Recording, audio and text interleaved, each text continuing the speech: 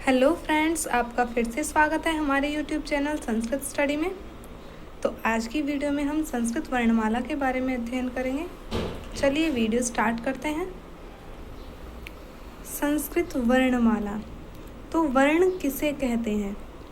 वर्ण ध्वनि का वह लघुतम अंश है जिसके टुकड़े न हो सकें, अर्थात जो अखंडित हो वर्ण कहलाता है। यानी जिसको खंडित नहीं किया जा सकता वह क्या कहलाता है? वर्ण कहलाता है। तो संस्कृत वर्णमाला में 13 स्वर, 33 व्यंजन और 4 अयोगवाह, ऐसे कुल मिलाकर के 50 वर्ण हैं। स्वरों को क्या कहते हैं? अच कहते हैं और व्यंजनों को हल कहते हैं। अच कितने होते हैं हमारे? अच यानी स्वर, अच हमारे 13 होते हैं संस्कृत में, हल 33 होते हैं और अयोगवाह 4 होते हैं। तो कुल मिलाकर हमारे 50 वर्ण होते हैं संस्कृत वर्णमाला में। 13 स्वरों में से 5 शुद्ध स्वर हैं। वो कौन कौन से हैं? अ, ई, उ, री और री। ये हमारे 5 शुद्ध स्वर हैं और 9 अन्य स्वर हैं। आ, ई, उ, री, री, ए, ऐ, ओ, औ। ये हमारे कैसे हैं? ये अन्य स्वर हैं। संस्कृत में हर अक्षर स्वर और व्यंजन के संयोग से बनता है। जैसे कि क, यानी क और अ मिलकर हमारा क्या बना? क। अर्थात जो कहा जाता है कि व्यंजन का जो मूल रूप होता है वो हलंत होता है। क के नीचे जो रेखा खिंची हुई है इसको बोलते हैं हलंत। अर्थात क हमारा आधा है, इसलिए कहते हैं व्यंजनों को का है ना हल भी कहते हैं।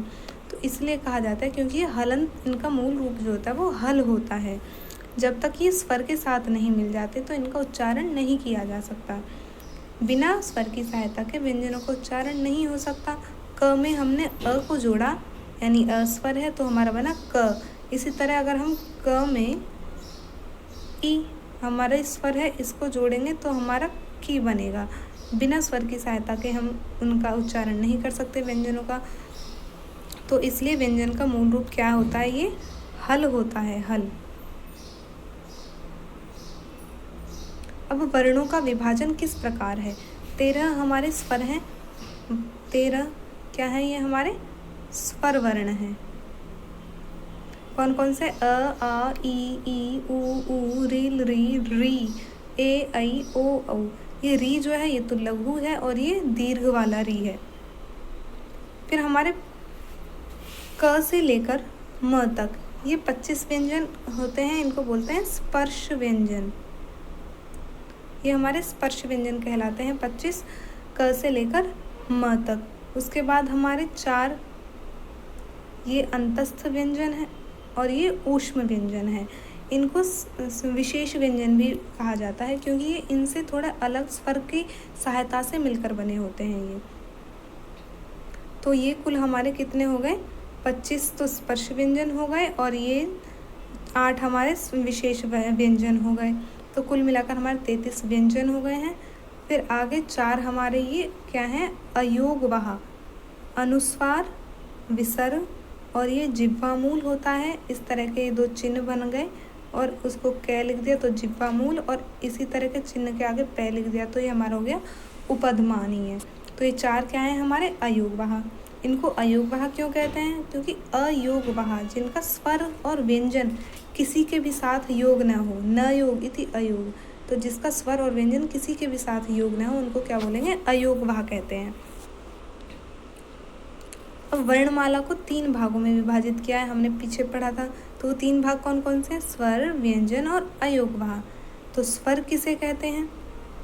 स्वर वर्ण स्वयं राजन्ते इति स्वराः। स्वयं राजन्ते इति स्वराः, ये संस्कृत में परिभाषा दी है। अर्थात जो वर्ण स्वयं उलसित हों, अर्थात जो स्वयं ही उच्चारित हमारे अंदर से ही जिनकी ध्वनि निकलती है वो स्वर वर्ण कहलाते हैं तथा उन्हें अच भी कहते हैं। और व्यंजन वर्ण किन्हें कहेंगे? तो कहते हैं व्यज्यते वर्णांतर संयोगेन द्योत्यते ध्वनि विशेषो येन तद व्यंजनम। अर्थात जो वर्ण स्वयं उच्चारित न होकर स्वर की सहायता से हों वो क्या कहलाते हैं? व्यंजन वर्ण। वो व्यंजन वर्ण कहलाते हैं या फिर उनको हल भी कहते हैं। अब अयोगवाह किसे कहेंगे? अयोगवाह स्वर और व्यंजन वर्णों के अलावा अयोगवाह वर्णों का प्रयोग भी देखा जाता है। इसके अंतर्गत अनुस्वार, विसर्ग, जिह्वामूल और उपध्मानीय, ये 4 वर्ण आते हैं जो हमने पीछे देखे थे। स्वर वर्ण 3 प्रकार के होते हैं।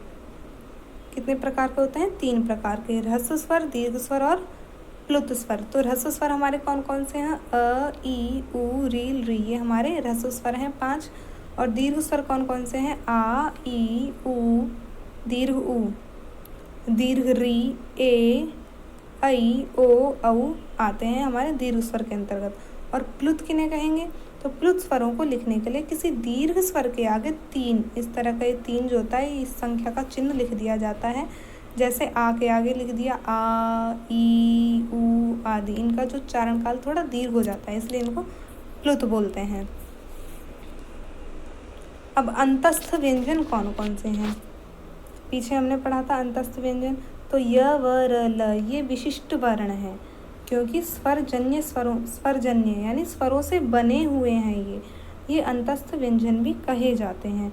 स्वरों से मिलकर बने हैं। कैसे? जब ह्रस्व ई या फिर दीर्घ ई अ के साथ जुड़ जाते हैं तो क्या बन जाता है? य बन जाता है। ई अथवा दीर्घ, ह्रस्व ई अथवा दीर्घ ई जब अ के साथ जुड़ेंगे तो बनेगा य। इसको तालव्य बोलते हैं। दीर्घ उ या फिर ह्रस्व उ के साथ जब अ मिल जाता है तो बनता है व। तो क्या बनता है? व बनता है। इसको दंत या ओष्ठ्य बोलते हैं। जब दीर्घ री या ह्रस्व री के साथ अ मिल जाता है तो बनता है र, और इसको मूर्धन्य बोलते हैं। जब री के साथ अ मिल जाता है तो ल बनता है, तो इसको बोलते हैं दंत्य। तो इस तरह स्वरों के योग से ही बनते हैं ये अंतस्थ वर्ण।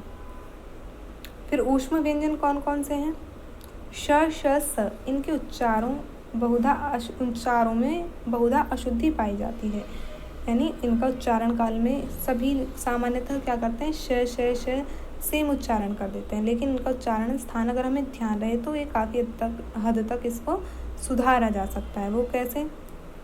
श, ये वाला श जो है ये तालव्य होता है, ये मूर्धन्य होता है क्योंकि इसका उच्चारण स्थान मूर्धा से बोला जाता है। ये स दंत्य, इसका उच्चारण करते समय जो हमारी जिह्वा है वो दांतों को टच करती है।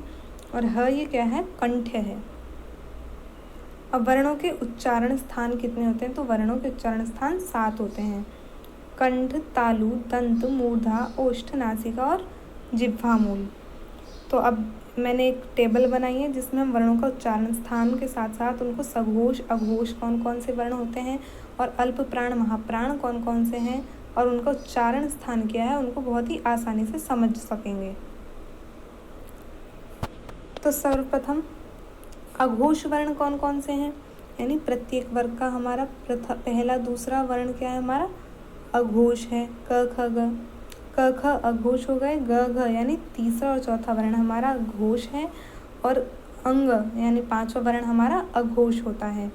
अघोष किसे कहते हैं? जिसके उच्चारण में हमें ज़्यादा प्रयत्न नहीं करना पड़ता, वो अघोष होता है। और सघोष क्या होता है? जिसके उच्चारण में हमें बहुत ही ज़्यादा प्रयत्न करना पड़ता है, वो सघोष वर्ण कहलाते हैं। तो इनका उच्चारण स्थान, अब अल्प प्राण महाप्राण की बात करें तो अल्प प्राण कहेंगे जिसका उच्चारण हमें थोड़ी सी ही वायु की ज़रूरत पड़े, जो सामान्य रूप से ही उच्चारित हो जाए। महाप्राण जिसके उच्चारण में ज़्यादा वायु का प्रयोग करते हैं वो महाप्राण कहलाते हैं। तो चलिए अब इनको उच्चारण स्थान की बात करते हैं। तो प्रत्येक वर्ग, जैसे हमारा क वर्ग है, क वर्ग का उच्चारण स्थान क्या है? कंठ। इनका उच्चारण स्थान कंठ से बोला जाता है। और साथ में ही हमारे अ, आ और ह, इनका उच्चारण स्थान में क्या है? कंठ है। संस्कृत में एक सूत्र आता है अकुह विसर्जनीयाः कंठ्याः, यानी अ के अंतर अ, आ और ह। अकुह, अ, आ है और कु से मतलब क वर्ग, ये क्या है? हमारे कंठ उच्चारण स्थान इनका। फिर आता है हमारा तालु। तालव्य जो तालु होती है इसका उच्चारण क्या है हमारा? इसमें च वर्ग आता है पूरा और साथ में हमारा श, ये हमारा तालव्य श और य, इनका उच्चारण स्थान क्या है? तालव्य है। नेक्स्ट आता है हमारा मूर्धा। इसमें पूरा ट वर्ग आता है और साथ में र और री, ये भी हमारे मूर्धन्य कहलाते हैं। फिर आता है हमारा दंत्य। दंत में पूरा त वर्ग आता है, साथ में स, ल और री, ये भी हमारे मूर्धन्य हैं। फिर आता है हमारा ओष्ठ्य, यानी पूरा प वर्ग और साथ में ऊ और दीर्घ ऊ, ये हमारे क्या हैं, ओष्ठ्य हैं, इनका उच्चारण स्थान। अब कंठ तालव्य क्या होता है? कंठ तालव्य कंठोष्ठ्य और दंतोष्ठ्य, यानी जिनके उच्चारण स्थान में कंठ और तालु दोनों का ही प्रयोग होता है वो कंठ तालव्य। तो ए और ऐ कैसे हैं? कंठ तालव्य हैं। कंठोष्ठ्य यानी इसमें कंठ और ओष्ठ दोनों का यूज होता है, तो ये ओ औ हमारे कंठोष्ठ्य हैं।